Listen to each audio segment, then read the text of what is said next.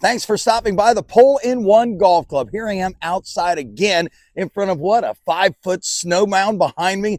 Well, you know what? When you build a golf simulator inside your garage, you better make sure that you can take it down easily in case something happens where you have to put your car back there. Well, that something happened here in Ohio. We got hit with a major winter storm, over a foot of snow last weekend, followed by temperatures below zero for the next week. So unfortunately, I had to take my clubs out and put my car in. Here's how I did it. Well, I got to admit, it was certainly nice not having to dig my car out from the snow or scraping ice off the windshield. And I wanted to give the condo guys plenty of room to move the snow off my driveway. But after a week of being freezed out from the game of golf, I'm ready to put this sim back together and start swinging the sticks. Oh, what a mess. This is what my golf sim looks like after driving that car in here with snow and salt and dirt on it. It's just nasty inside here, but there is hope. We can easily get this thing back in shape and start playing some golf on the simulator. So rather than show you how I break it down and put it back together, we're going to reverse engineer, and I think you'll understand pretty easily how I do it because there's really nothing to it. Oh, but this by far was the worst part of taking my golf sim down. Just the filth and grime from a snowstorm.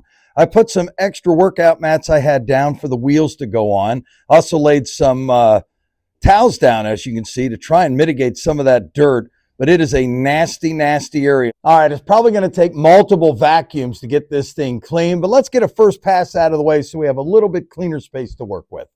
But again, this isn't taking long at all. I can see as the car backed up, over the week has moved my artificial turf. So shouldn't be too much to it to move it back and get it back in place. Boy, there's not much to it at all. We'll kick this guy into place. And then this one looks like it moved the other way. So explain that. I don't know. I'm not a physics guy. I'll move him here. You know, I used to lay carpet when I was much younger. Comes in handy. All right, this is going super quick. Now, my hitting area is 62.5 inches by 50, and it should place right in here because underneath all this artificial turf, I have workout mats that are a 1/2 inch thick, and they generally hold that in place very nicely. So let's move it on over. All right, so here's my hitting strip, and we're just going to plop this right back into place, and it should be fairly simple. And that goes there. And this goes right in here. Oh, like a piece of the puzzle. Oh, fits in there so nicely. Nice snug fit. We'll keep it from moving around. And now we have a few more things to put in place. Next up, I just got to put these two guys in around my Sig Pro hitting strip. That'll help keep the Sig Pro in place. Also allows me to move it around to cut down on wear and tear.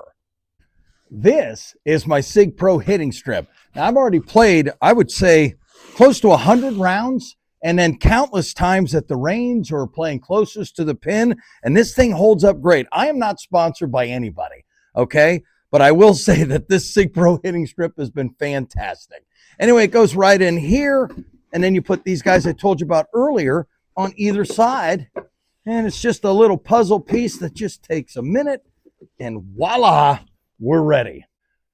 Okay, not quite ready. We actually have to have the stand that the Square Golf Launch monitor sits on, and you never want that attached to your hitting area because obviously it could move it and jostle it and this thing. So I have mine about 1.5 inches, 2 inches away. It's just right in there like the hitting strip does, and I'm ready to go.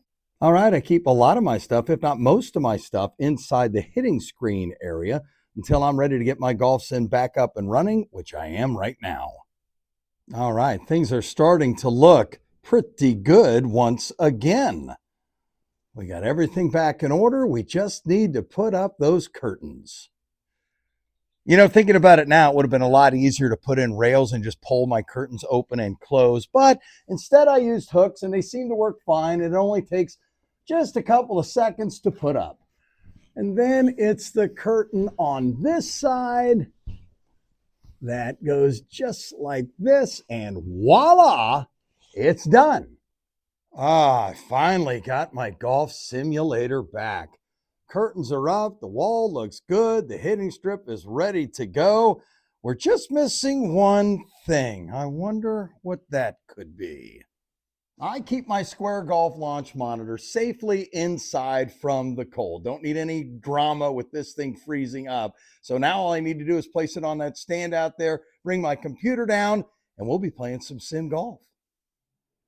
I'll be honest, I never thought I'd have to pull my car in the garage this winter, but the biggest snowstorm since 1978 certainly changed my plans. But it was good to see just how easy it was to tear it down and then put it back together all in a relatively short amount of time. If you are planning to build a golf simulator or already have one and have more efficient ways for tearing it down and putting it back together, I'd love to hear them in the comments. Well, now that I have this place back up and running, what do you say we hit a few?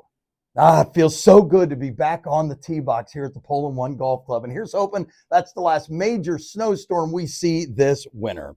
Anyway, thanks so much for stopping by. Be sure and like and subscribe. And I will see you next time on the Pohl Golf Club.